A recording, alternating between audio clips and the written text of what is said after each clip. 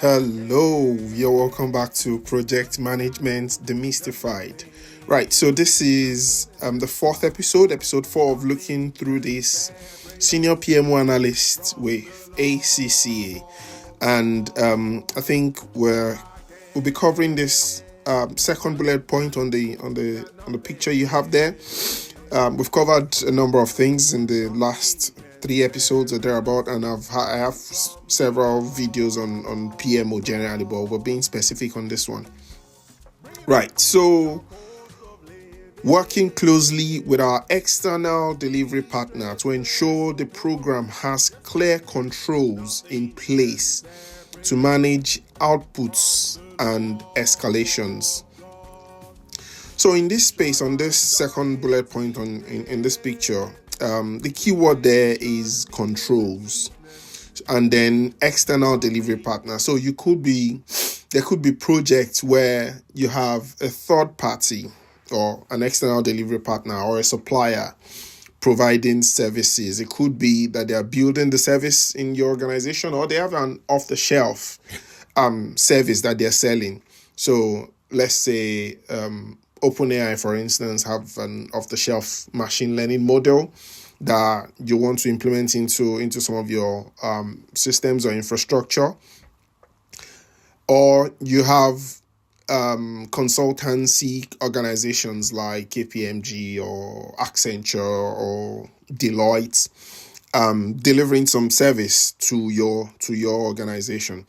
So that things go smoothly, the PMO will be ensuring through conversations, through establishing frameworks, clear frameworks and controls.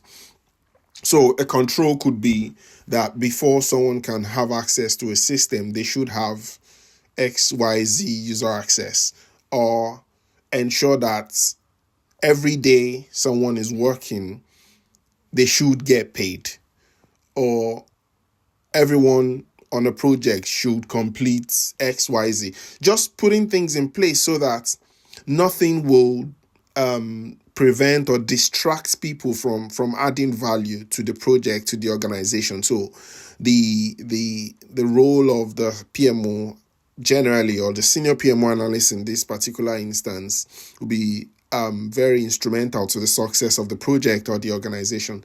So the PMO working closely with the project or program management or manager will be aligning what the expected outputs should be. I mean, that could come from things that will be established in templates that will be used. So the outputs could be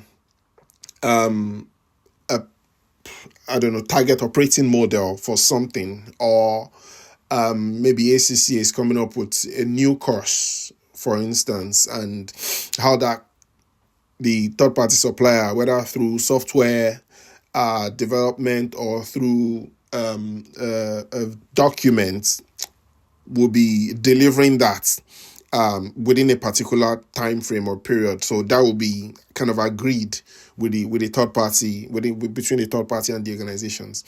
And if there is any contention, so if there are challenges and decisions need to be made, there should be clear escalation routes, so that there are no delays because someone is meant to look at something, or that there's a decision waiting and no one is there to make that decision and work. Why that is important is that every day the third party is working, or every day a contractor is working, you are paying for that. So you don't want them to be idle while on your tab. And that's also dependent on how the contract has been structured. So that kind of covers that bullet point briefly.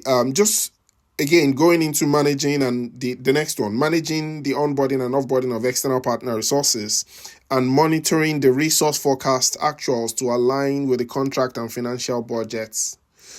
So I've touched on some of these previously, it's kind of repetitive, but the onboarding and offboarding, as I said, you don't want them to be idle. You want to make sure that they have all the user access and the right level of access to things that they need access to. So monitoring the resource forecast, we've covered this in the previous episodes.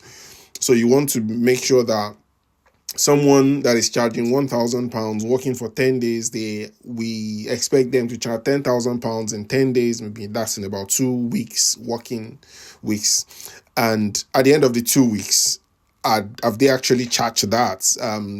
Do you need to follow them up? Do you need to confirm or remind them that they should charge and how they will charge, and test that is working? Contract, I mentioned, depending on what the contract is. So is the contract a daily contract, or is the organization, the third party external delivery partner, delivering a solution? So it could be that they're delivering a solution, so and they're paying a bulk for the delivery of a solution, and that could come in form of purchase orders. Or are they charging day rates for a certain period to deliver a solution? So how this will come through in the interview is, when you're giving your examples, you should be showing that you know these things, you've done them, you have an idea of what they are, and then that would naturally come across in the way you speak, and the interview panel will pick these up. Maybe I'll stop there for today, and then I'll see you on the other side. Cheers. Bye-bye.